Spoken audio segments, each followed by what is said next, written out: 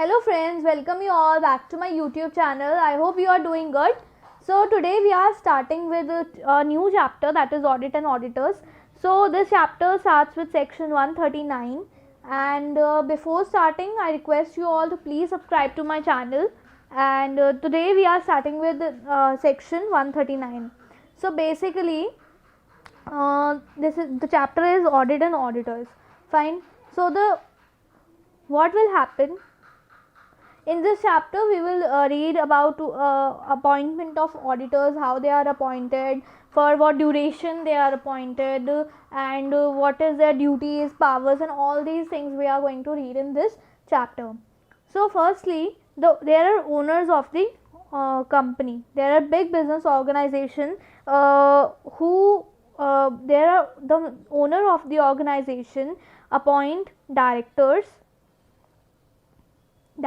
of the company, and these directors work on behalf of the owners of the organization. They basically represent the members of the organization and work. Fine. So there will be when the directors work, there are chances that they can mismanage the finances of the organization.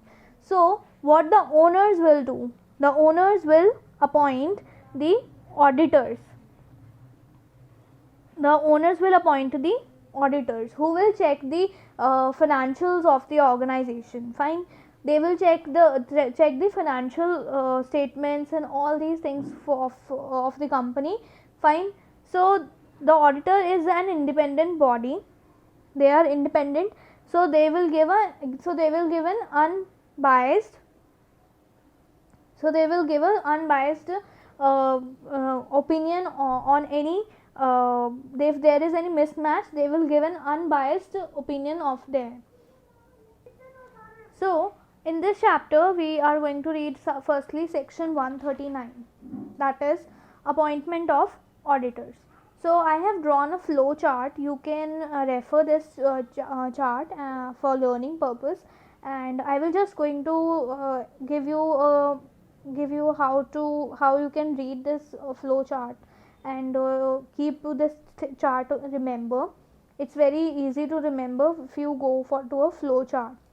If you go learning anything in a flow way. Fine.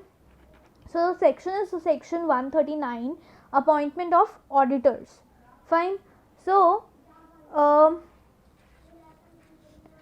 appointment of auditors. So every company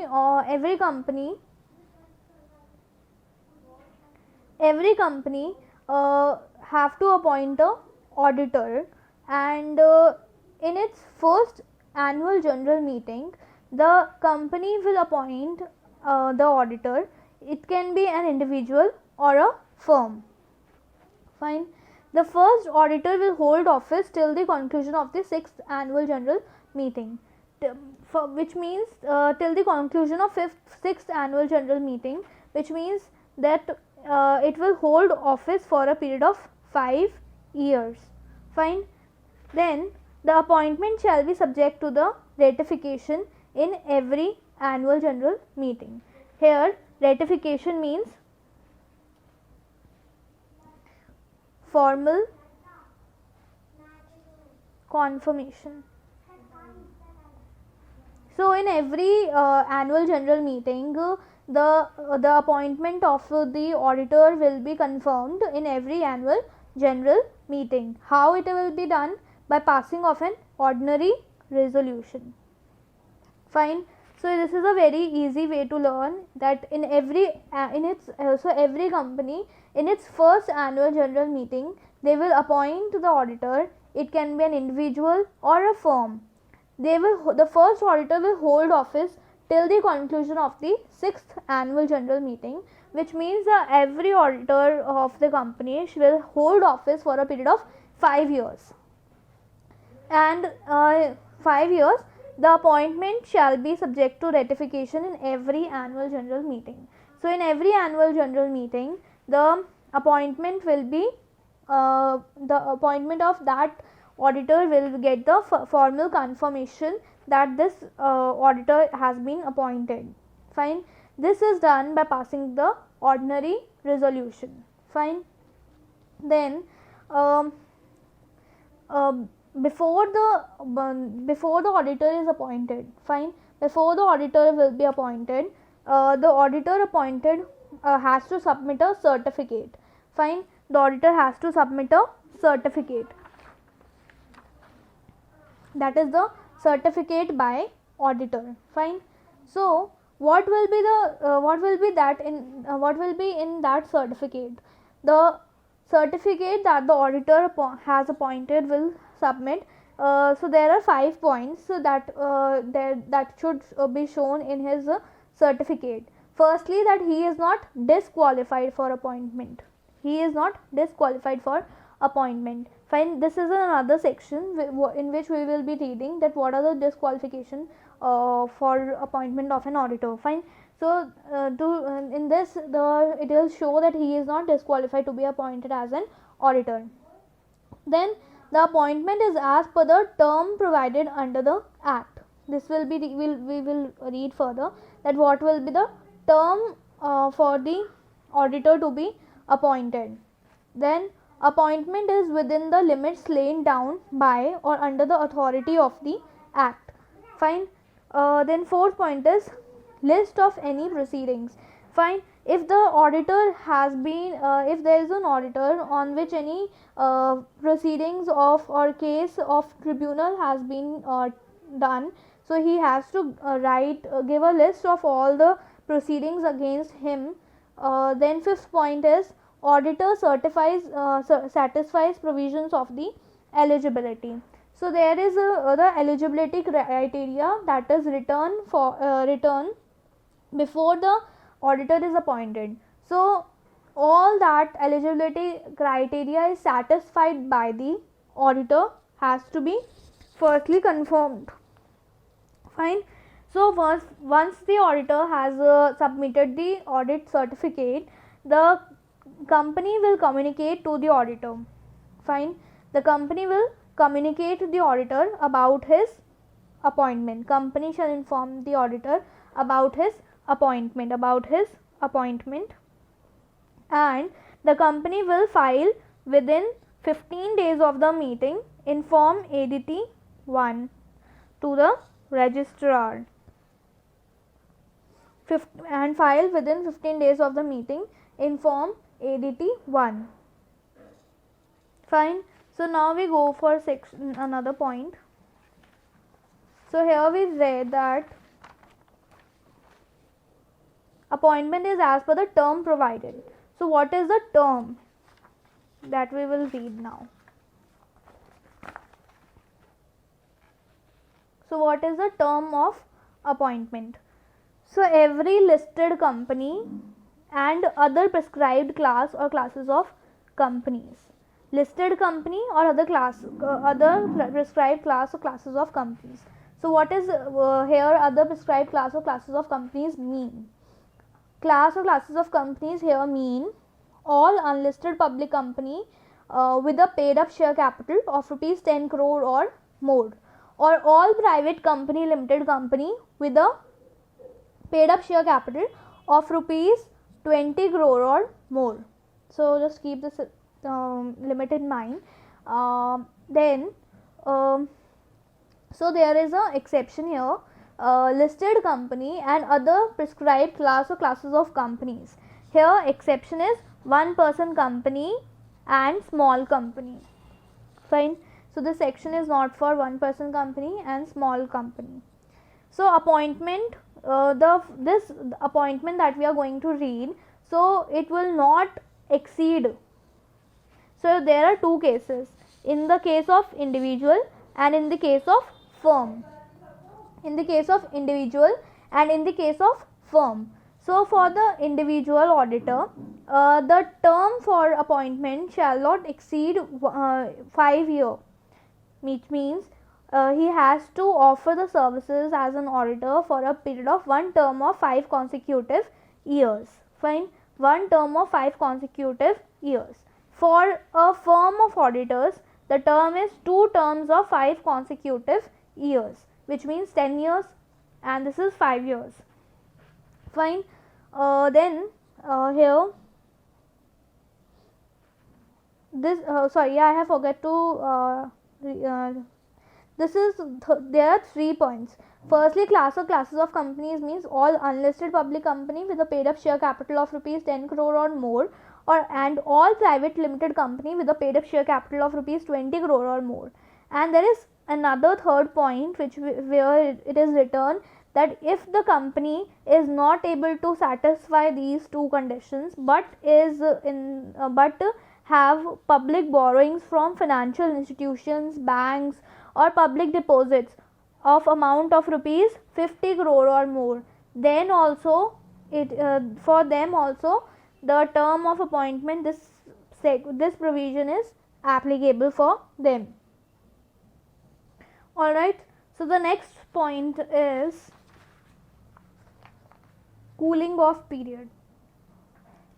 So cooling off period, which means that once the term which was specified in point 2, when that period has completed, so there is a cooling off period after which they will not carry their services, they will not be the auditor of the same company again. So there are again two cases, in the case of individual auditor and in the case of audit firm.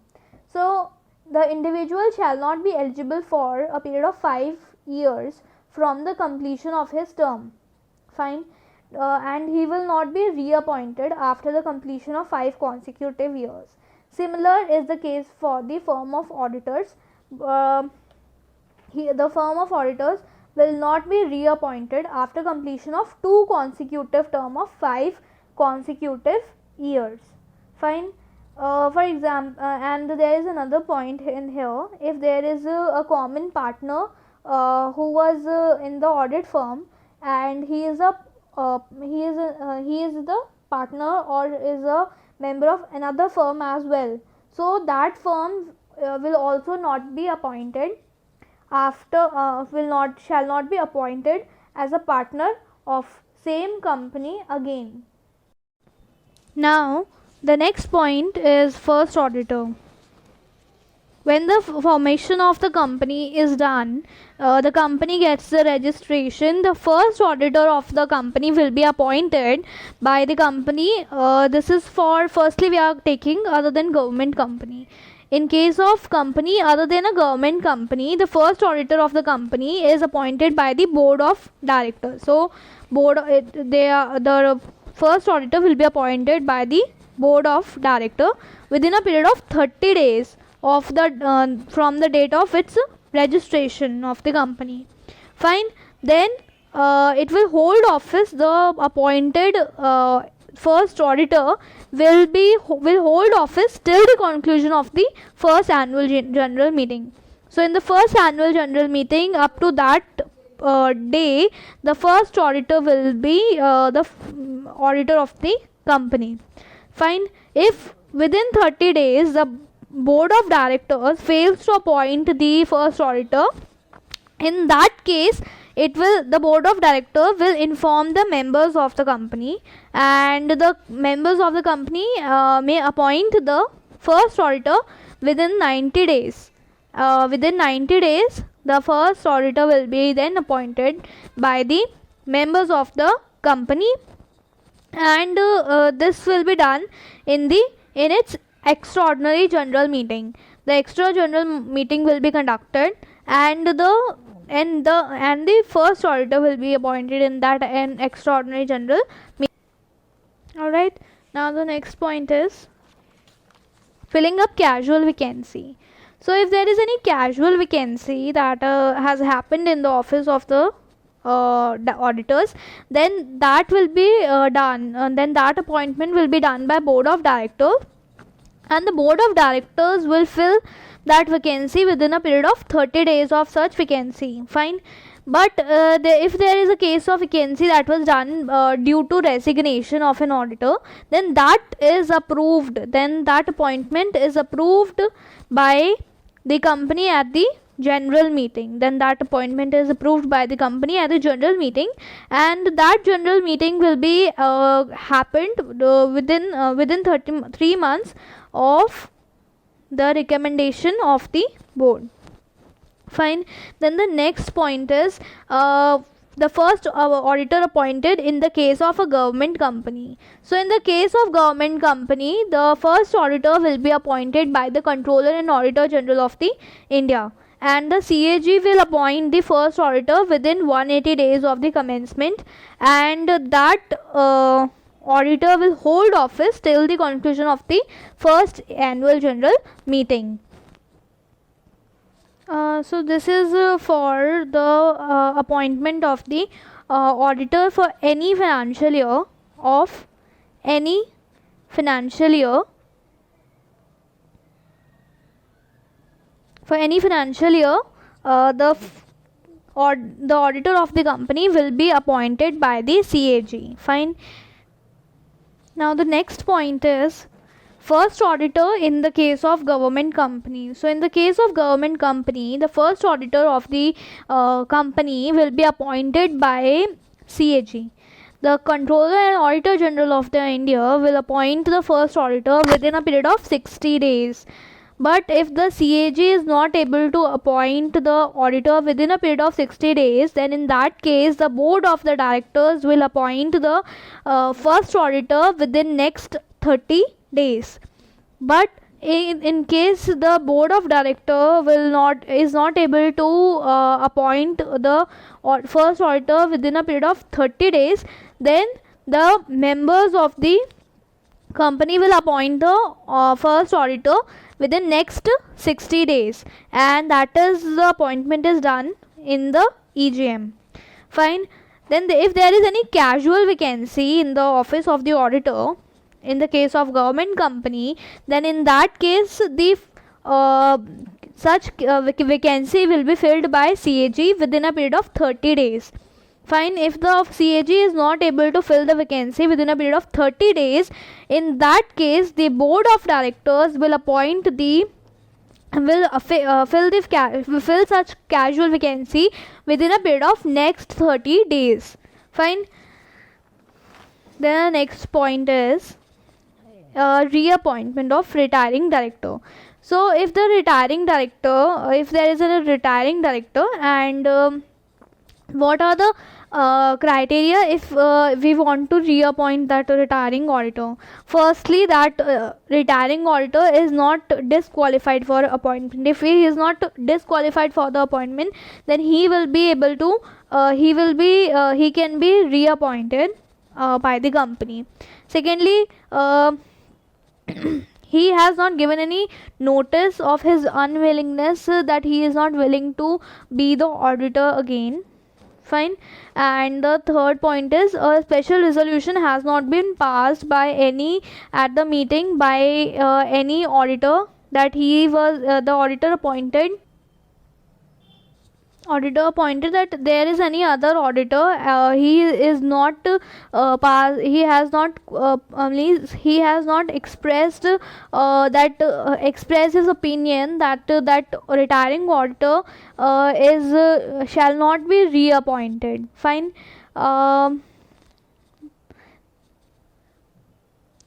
Then there is a point, then if there is any if there is no auditor is appointed, if there is no auditor appointed appointed, then the retiring auditor will be where at any annual general meeting no auditor is appointed or reappointed, the existing auditor shall continue to be the auditor of the company. Fine. Then there is last point, that is in the case of audit committee. Sorry, I forget to write it. Audit committee.